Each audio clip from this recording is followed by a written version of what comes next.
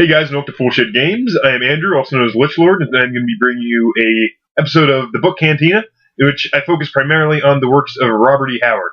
Now, I was going to try to do this video last week, which was like the 108th, what would have been his 108th birthday, but it was really cold in the pool shed, and if you watch our stuff on a regular basis, we put a explanation up as to what happened there. But anyways, I'm going to do it anyhow. And it was like 2 weeks ago now, and this probably, by the time this video gets out, it'll probably be like 3 weeks. But oh well, I'm still going to talk about Robert E Howard, because I like his stuff. I like Conan, and I'd like to talk about stuff that I like. So, start out with just a little bit of background information on who Robert E Howard was. He was a writer during the early 20th century, so like 1920s, 1930s. I think he died in 1931. I might be wrong on that, but I'm not exactly sure, but I think it's around 1931 when he died. He was the creator of Conan the Barbarian, Cole the Conqueror, Solomon Kane, and many, many more characters and books. He's just a great work. He's one of my favorite writers, and there's nothing like absurdly like artistic about his stuff, but it's just extremely just fun to read, very quick paced. And it's one of those things I read when I was a kid, and I can still appreciate it today a lot. But he wrote most of his stuff in Weird Tales magazine. He was writing his stuff around the same time as H.P. Lovecraft. The two of them actually had a pretty close correspondence together. They wrote each other a lot of letters and stuff, and they both really appreciated each other's works, which is really cool. I also really like H.P. Lovecraft stuff as well as Howard. So I'll eventually do a video on that probably. But anyways, tonight I'm going to be focusing mostly on Conan, because that is primarily the stuff of his that I've read. I've read a little bit of Solomon Kane, a little bit of Cole the Conqueror, but I really like Conan, and this is probably one of my favorite, probably one of the best compilations of his works I have found yet. I'm pretty sure that every one of his stories is in here, which is rare. I've seen anthologies where it's like there will be maybe like 10 or so stories or something like that, and this has pretty much all of them. There might be a few of the more obscure tales that are not in this, but for the most part it's all here, and it's a great book. It's big, it's relatively cheap. I think it's like $15 or $16, which is really great, and it has all of the original stuff. This is Robert E Howard. This is the original Conan stories. This is like where it all spawned from. So Conan the Barbarian movies, Conan the Conqueror, not the Conqueror, yeah. But anyways, yeah, all the Conan stuff came from this. So yeah. And the second thing I'm going to be talking about is the Conan graphic novel series by Dark Horse Comics. I have the first 11. I think right now there's 15 out. I might be wrong about that, but I know there's at least 2 or 3 more that I don't have. But anyways, I'll show you all the covers and give you an example of some of the artwork and stuff, because the artwork is one of the most amazing things about these comics. But anyways, this one is actually a prequel, which is Volume 0, Conan Born on the Battlefield. I actually haven't read this one yet. It's the only one I haven't read. The first installation is Frost Giant's daughter. Even just from the cover, you can get a good idea of what the artwork is like. And I'll give you an example from in text. Yeah, just pretty awesome artwork. Typical Conan. I mean, it's just really great how they did the art and stuff in these. I really like it, and it really captures what Conan is all about. There's another pretty great couple panels there. But yeah, it's just an example of a couple. That's the first volume. Second volume is The God in the Bowl. Also very good. And I should note too that these are all actually taken from the original stories and just put into graphic novel form. So these are basically Robert E. Howard stories, but they're kind of rewritten to fit into this type of narrative. And obviously, the artwork is done for them and stuff like this. That's one thing that's really cool about these. It's not like they took a bunch of just new stories and created them. They just took the old stories and they just made them into a graphic novel, which is pretty cool. Third volume is Tower of the Elephant and Other Stories. Fourth is The Hall of the Dead.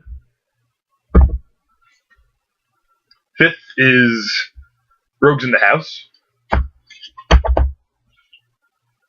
Sixth is The Hand of Nergal, which for you Warhammer players out there, this is way before Nurgle, so yeah, you can't say that they copied off Warhammer.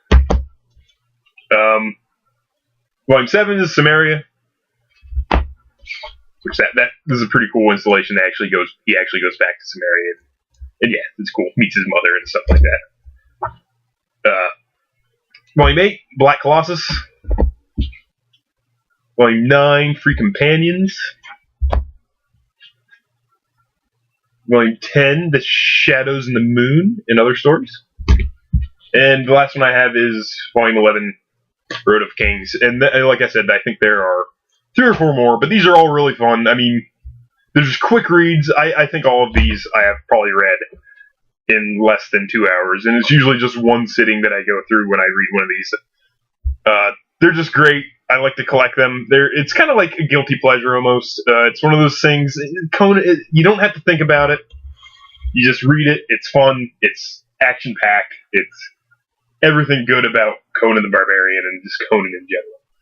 And that's it for those comics, but one last thing I want to talk about in this video is Conan the Barbarian movies, Conan the Destroyer, and the new Conan the Barbarian movie that they made. I always really liked Conan the Barbarian. The original with Schwarzenegger is a great movie. A few things I have issues with that movie is that Arnold doesn't necessarily look very much like how Conan is in the comics or in his story. I mean, Conan is dark hair, kind of, I always imagine as being kind of like Celtic looking almost. Obviously, Schwarzenegger has the build for it, and yeah, so he's a little bit different from that, but I mean, I don't think anybody could or would be able to match his performance in those original movies. He made that movie cool, so I have to give credit for that at least. Yeah, he's a little bit different, but it's still an awesome movie, and I think if you haven't seen the original Conan the Barbarian, it is just worth watching. It's one of those movies where you're just gonna want to watch it many times. The soundtrack to the movie is great also. But yeah, Conan the Destroyer was also good. I enjoyed it, not close to as good as Conan the Barbarian, but there's some really cool stuff in the movie. Some really cool aspects of the worlds that they played on in that. So I thought, I mean, it was decent, not great, not bad, but I mean, it was fun to watch. The recent remake, however, I must say that I really didn't like it very much. I will say first, though, that when they first announced that they were making this movie, and they announced the person who was going to be playing Conan was Jason Momoa, I was really excited about it because, I mean, he's the guy who played Khal Drogo in Game of Thrones. He seems like a pretty cool actor. He fit how Conan should look in the stories, in the books. So I was really pretty excited about it. Then I saw the movie, and, you know, I gotta give it some credit. It was action-packed. It was kind of fun to watch.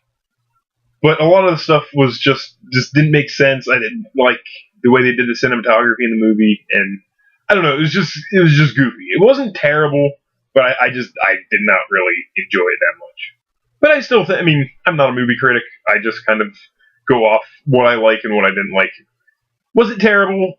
No. Would I buy to watch it, or would I buy the DVD? Probably not. But if it ever comes to like Netflix, which actually might be on Netflix or something like that, it's definitely worth a watch because I think you'll have fun watching it at least. But yeah, that's it for this video. If you are a fan of Robert E Howard, let me know maybe what your favorite stories are. Maybe let me know if you've read some of the graphic novels also. There's also a whole different line of graphic novels and comics, which is The Slaying Sword of Conan, which they're also pretty good. I've never really read many of them. I've read one or two, but I think there's a lot more of them than there are the Dark Horse ones that I just showed you.